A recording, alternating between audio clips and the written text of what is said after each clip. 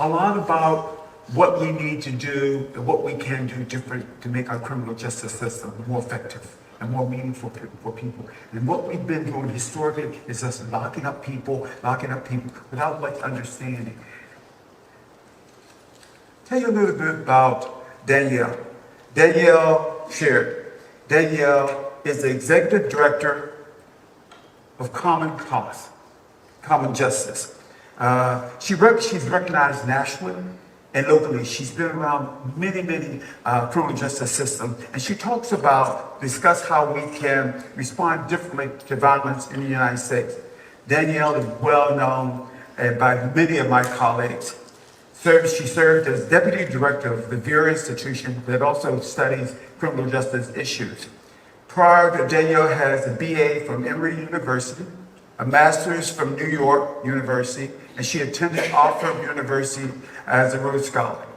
Danielle has written a number of articles, news articles, and she's also appeared on a number of TV programs. So she's well recognized and well known. Danielle challenges us to begin to look at criminal justice system. She encourages us to look at it. She also says that there's a number of issues that make a difference in how we deal with the criminal justice issue. She said we need to take a look at how policies, history, fears, and all of those things get in the way of how we incarcerate people. Mandela said, it is said that one truly does not know what happens inside the prison until they visit. The nation should not judge by how we treat the great ones, but how we treat the lower ones. Danielle talked about 6 or 7 issues that are addressed in Danielle's book. She talks about the need to look at other alternatives to mass incarceration. She also talked about what research and whether or not incarceration is effective. And I think we tend to believe that just locking up people is an effective way of solving problems and controlling, and it's not. She talks about how we lock up more individuals in the United States than any other country. We lock up more than China and the rest of the world. You ask yourself why? Why is it that we lock up so many people? And she believes that a lot of this is rooted in slavery. She believes that mass incarceration, the legacy is in the slave trade. And we tend to find that when people are different, it's easy to dispose, ignore, and lock them up. And guys, that's been true. In 1850, many women got incarcerated because their husbands and family members felt that they were not capable, and so they locked them up. So we have a history of locking up people that are different. You think about what we do, we lock up people with disability. We recently purchased a house close to here, a brand new house, and people did not want to see people with disability live in a home. And what the neighbors did, a number of neighbors did, was, do you want to live next door to these people? This is what happens. And this is the reason why it's so important that we challenge and we take a look at what we can be doing differently and how we treat people that are different than us. It has also been found that prisons can contribute to more crime. It's not that locking up people will not solve the problem. We believe that what happens is people will learn differently, and they'll learn more, and they become more criminal. And let me read something that I just read. It says the prison environment can be inherently damaging to mental health, and to consequences disconnecting from the family, society, social support, loss of autonomy, diminished meaning and purpose of life, and a fear of victimization, incarceration, boredom, and unpredictability surrounding overcrowded prison. That's some of the consequences of being locked up if you're locked up in the prison. So it does not solve problems. In 2016, Brennan Center examined conviction rates, and they found that 39% of people who were locked up, it was not public safety that people were locked up for, it was fear. They locked up because they thought that we just get people off the street and lock them up so people can feel safe. One of the things that she's gonna, can you put that up? Yes. Okay. Look at some of the reasons why our prison system are mass incarcerated. You talk about mandatory sentencing. And what that is, what that is that if you commit a crime in a lot of states, you do a 3 to 7 to 5 to 15. It depends on the sentence structure. So that's the minimum you can do with the remaining tail. For example, if you committed a crime and you're doing 5 to 7, you do 5 years in a prison and you have 2 or 3 years to walk off. That adds to 3 strikes and you're out. In a number of states, what would happen is if you committed a crime, certain crime, you can do anything over 25 to a life sentence. 3 strikes, you're out. The war on drugs, the truth in sentencing, all of the mental health. 1/3 of our populations in our prison system have mental health issues. 1/3 of them. The other third have drug and alcohol issues. Okay, so there's a number of things that we can be doing differently and better in responding to this population.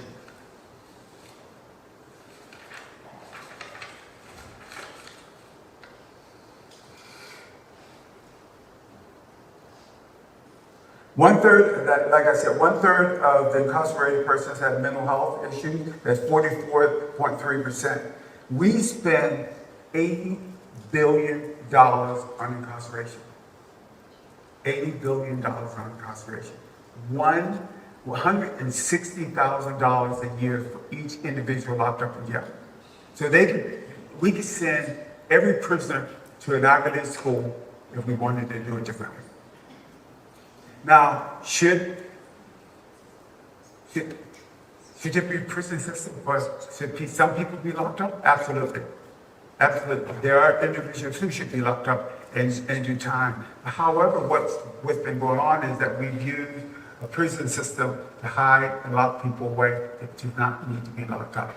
I was talking to somebody the other week, and we talked about the number of individuals that the United States lock up. And this person said, yeah, because we don't take any stuff, we lock up people. And another person said, and there's a group, another person said, I said, yeah, but we found that so many people who have been locked up should not have been locked up. And she said, yeah, but they did something wrong somewhere. And that's the attitude that people have with us, with people being locked up.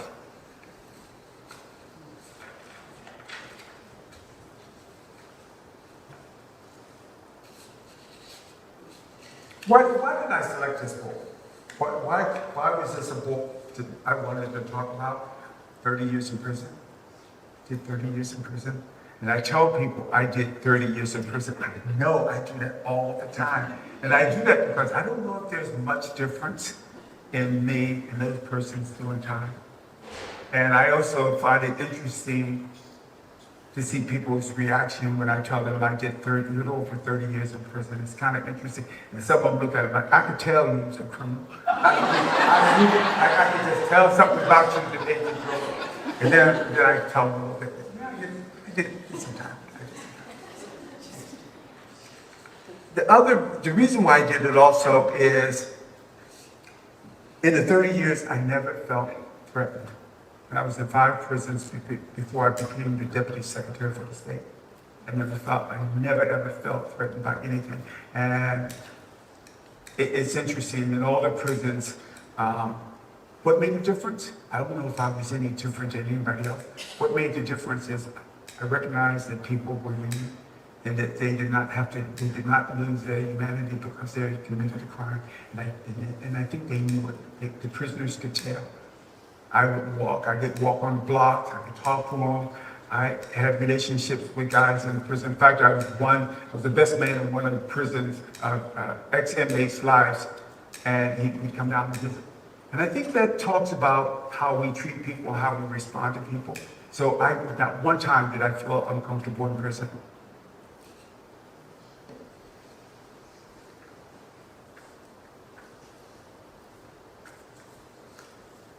You know, there's a lack of understanding of what happens inside our criminal justice system.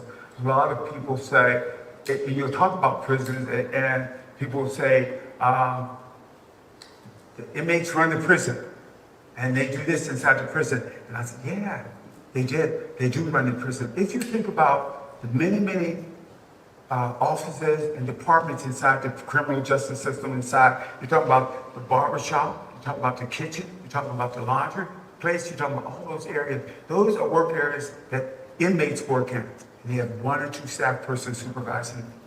And so you have to develop a sense of trust and understanding with prisoners in order to get it done, because prisoners outnumber staff. They outnumber staff a lot. So it's about developing relationship and respect. And if inmates were as bad as the media talks about, guys, there's so many more problems in our criminal justice system. It's about respect, and it's about treating people with respect. And right, you know, this fear thing is really interesting. I recently asked my staff over at DSN about guns, and I was surprised to learn the number of individuals who have weapons, still have guns. And I was impressed, I was surprised. And I said, why? They said, for protection. And I said, for what? Well, you never know. And I said, how often do you get your weapon out and do anything with your weapons? Very seldom. Very seldom. In fact, and I told him I would mention this to you guys. Terry was a Marine. He's been out of the Marines for 20 or 30 years. He's never, ever taken his weapon out. He said one time he'll go in every 6 months or a year, he may go out and do some practice shooting, but he's never had a reason, and he says, to pull the thing. So why do you do it? Fear. And then what the media tells us that we should be afraid of, and that's what happens. That's what he did. What happens also when you lock up individuals, something happens to not only to them, but also to their families. It's a rippling effect. The children acts out. The wife, the financial situation is affected. What happens is the job that individual may have had is taken away. And what we found, we know this to be true. If a parent, mother or father, and women, there's been an increased number of women being locked up as well. But whenever there's a disruption in families, it creates a rippling effect in the rest of the family. And I don't think people understand that. We had, when I was in one of the prisons, I had a group of individuals, victims, and we talked about what do you want criminals, inmates to know about you and how it's affected you. And I can tell you not one inmate understood the impact of their behavior on somebody's life. They just did not. They made a decision, they did something wrong, that whether it was fighting, whether it was shooting, whether it was stabbing, they did something wrong, but they did not understand the impact that had on somebody else's life. And it was real interesting to see and hear individuals talk about, well, I did that, but I didn't realize, I didn't understand what difference that made. I had a situation where a young man was 17 years old from Philadelphia. I was walking the blocks, and he said, Superintendent. I said, yeah, what's up? He said, would you please call my judge and tell him I didn't mean to kill him? It's true. It's true. He made a decision because he was upset, because he was angry, but he didn't mean to kill him. And what happens is we tend to lock people up.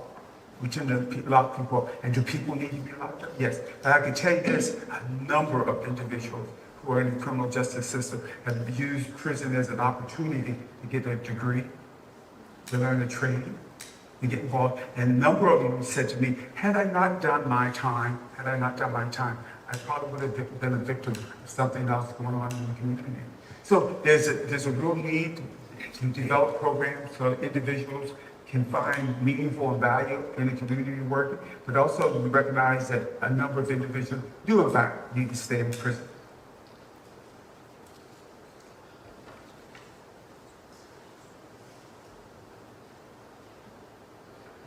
45% of prisoners return to the community after a year and a half.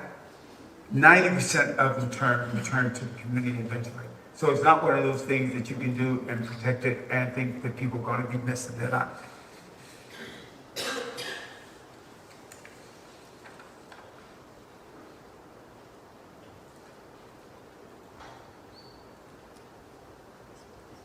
I said to you about 30, we have African Americans make about 30% of the population. 60% of individuals incarcerated are African Americans. So there's a reason to believe that the reason what's going on is racial. A lot of it is because people believe that if you're different from me, and you're not like me, then you should be treated differently. And that's what's going on. I like telling this a couple of things. When I was working at Penn State, working on the PhD, I had my students and I said, give me 10 things that you want to have out of life. I wrote 10 things that they wanted out of life. Then I went back to the prison and asked the prisoners, 10 things that you want out of life. And guess what? They were identical. They're the exact same thing. They're the exact same thing. The only thing that was different is how they articulated them. That was the only thing. And then the young man said to me, yeah, but Superintendent, nobody ever asked me what I want out of life. Nobody ever asked me that. So the idea that what I want out of life, nobody ever asked me. I never thought about it. I never thought about what I wanted out of life. That's pretty sad. It's pretty sad when you think about it. The other situation is we know now that criminal justice issues have become political.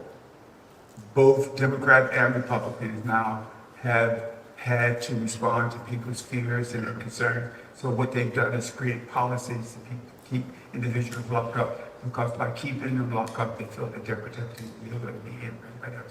Really what they're doing is creating a major issue in our structure, in our families. Another situation that I enjoy telling, because I think it's more about what happened to me. At Rockland Prison, I was responsible for coordinating executions. And what I would do is call the executioner and make arrangements, and I would identify where they're going to be, and where the prisoner's going to be executed, and that type of thing. And so I called him and I said, and before we got rid of Old Sparky, I know they said a new name now, it's not Old Sparky. When he was there, what was it called? It wasn't Old Sparky. But Old Sparky's the name of the electric chair. And I sat down in Old Sparky. I was being flipped, thinking I was just I thought I was being cool. So I sat down in Old Sparky. Something happened to me. Something left me, and something went inside me. Guess what? I can't tell you what it is. I can't tell you what that was, but it did happen. I sat down, and when I got out of this chair, I was different. It was different. When I sat down in the Old Sparky electric chair, something happened. I don't know what it is. And we've talked a lot about and I talked to a number of people in Washington, and I talked to a number of people about what that experience was like, and I can't tell them. I can't tell. Now the electric chair is in a museum and that type of thing, but I cannot tell them what happened as a result. I think there was a message. I think I was being told something. And I think they took all the arrogance that I had, because I had many of the same stereotypes that most people had about why people should be locked up, that they should be locked up. And I think it took some of that out of me. I don't know. But to this day, I cannot tell you what happened to me when I sat down in the electric chair.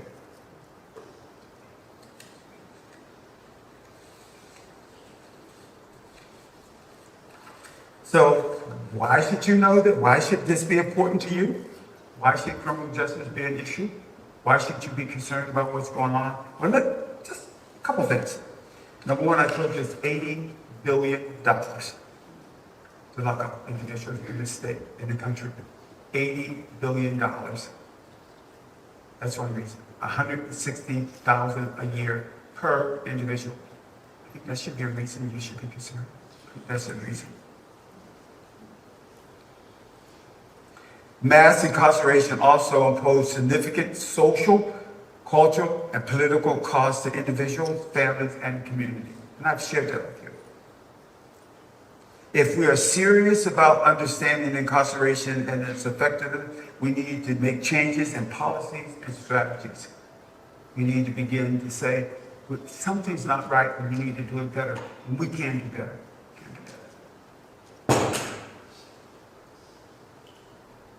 In communities, using community and crime prevention strategies, repair fence, improve lighting, create barriers in neighborhood problems, improve recreation, sit down and develop programs for your community, those type of things, and talk with each other.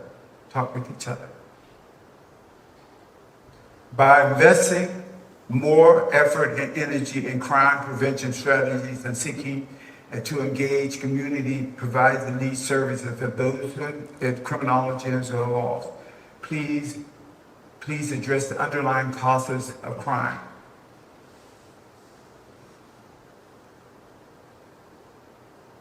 In closing, I believe that each of you can make a difference in understanding this, and you can make it. You can do what is necessary. Each of us can do what is necessary to make a difference. I believe that. I believe that we need to challenge.